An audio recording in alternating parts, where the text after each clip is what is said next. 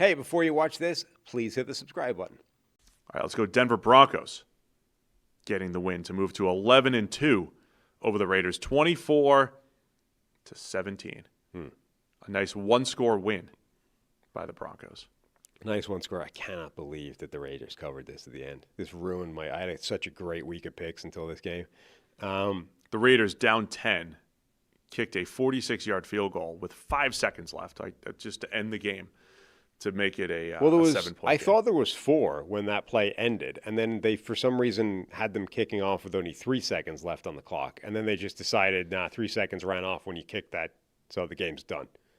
So, because the Raiders, they needed 2 scores, so it's well, let's kick the field goal, get it to 1 score, and then hope a miracle happens somewhere. And they were you don't even get the next play. Just the field goal took the 3 seconds off the clock. Unlucky. So all they achieved with that final pointless. I think they knew, though. I mean, there was 5 seconds left. They kicked it. It's going to take 5 seconds for a 46-yard field goal. They knew this was the last play of the game. Field goal doesn't take 5 seconds. Sure does. So all that they achieved with that kick is covering the spread and nothing else. That's it. Ruining my pick is all they achieved. The big play in the game, 7-7 game in the second quarter, and Marvin Mims, 48-yard punt return touchdown. Punt return for a touchdown. When it looked like the Raiders had him, they had him bottled up, and then you just get out of there. It's funny because the last time these two teams played, Pete Carroll responded by firing the special teams coordinator, and now they give up a special teams touchdown where it looked like 4 different guys had him pinned in, and then he just runs around the mall for a touchdown. Yeah. Much like, he reacted previously to firing the offensive coordinator, and the offense is still bad. It's it's not working, whatever you're doing. So this is where I did my special teams research. Oh. Marvin Mims, who averaged 15.7 yards per punt return last year, which was a top 30-ish mark in NFL history. He's now at 16.4 for this season, which would put him 19th all-time in punt return yards per attempt. Right around some fun names. Santana Moss. Nice. Of 2002. Roscoe Parrish. Ooh. From 2007. Dante Hall, 03, Kansas City Chiefs. Devin Hester, 16.2 in 2011. Darius Davis last year at 16, or 2 years ago with the Chargers. So anyway, Marvin Mims, huge punt return there in back-to-back years as a dominant punt returner here for the Broncos. Nice. Geno Smith got hurt. Hurt his hand somewhere in the course of getting hit. So Kenny Pickett came in. Yeah, Geno got hurt, stayed in, and then left. Right. Came back. I think Kenny Pickett came in twice. So he came in, and then they patched him back together, and then he came back, and they was I'm left I'm again. Done. Broncos pass rush has been interesting because I don't know if they were dominant down to down, but they still had those some play. There's some plays where it's hilarious how fast Nick Bonito almost got a sack on a screen. Yeah. He forced Geno Smith into a panicked throw under pressure on a screen play where he basically threw the ball right at Zach Allen.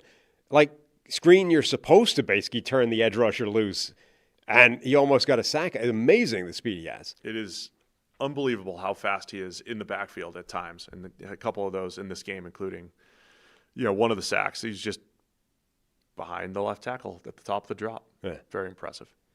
Broncos take care of business in this one. I thought R.J. Harvey ran well. He had a touchdown and 75 yards.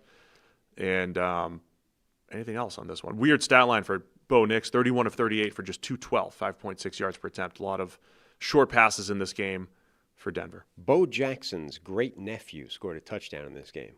Yes. Cedric Jackson is apparently a wide receiver for the Las Vegas Raiders, and Kenny Pickett threw an absolute dart to him for a touchdown. Kenny Pickett with 8 of 11 for 97. That's not something that was that on anybody's bingo card. No. Nobody had that. There was a guy named Bo Jackson playing running back for Ohio State in the Big Ten Championship. Yes. Which, by the way, how can you do that to a kid? I'm going to call this kid Bo Jackson and have him play running back? What? It's just setting the Let's standard just call high. my kid Jerry Rice and have him play wide receiver and see how that goes. Just call him Jerry Rice. If your last name's Rice, name him. Yes. Name him Jerry. Right. All right. What else we got on this one? That's about it. I did think, though, during the game, the Bo Leavers, right? The flip side of that is, if you're of the, I'm just putting this out there. I'm not going to charge royalties for it or anything. But I did think that a good flip side to the Bo Leaver would be Faux Nix. Faux. Yeah, Faux. Yeah. So if you think he's a bit of a fraud, faux Knicks. Not you, but just saying it. No, I don't think that. But if you are of that opinion, if you're one of those, that's something that you might want to use going forward. No, I got nothing else on this one. Look, so Denver's 11-2. They're the number 1 seed as of right now. Yep. Tied at 11-2 with the New England Patriots. They would win the tiebreaker right now based off win percentage in conference games. And even that's close. Denver's 7-2 in conference games. Patriots are 6-2. So still a lot to unpack here when it comes to the very top. But they're both 2 games up on the Jags who are 9-4, and then the Bills are 9-4, but they're in the same division as New England, and see if they can even overtake them. So it does look like a battle for the number 1 seed. It's going to be Denver and New England. 2-horse race down the stretch here. Yeah, and Denver does have a chance. Christmas night they play Kansas City. Could still be alive. They have a chance to officially knock the Chiefs out of the playoffs Christmas night. Chris had a great line last night that was, I don't know if he'd been working on this or if this was just top of the head, but he said right at the start when they'd kind of done their little thing and then he summarized it and they're heading into the game. He said the Kansas City Chiefs are on the ropes and the Houston Texans get to take the first swing. So that's a good line. That is good. That is a good line. You think he was workshopping that all week? Yeah, this is what I'm saying. Like I'm like, did that kind of been top of the head, right? Like, that was Fred. If that's top of the head, that was Fred. That was elite. Fed that to him.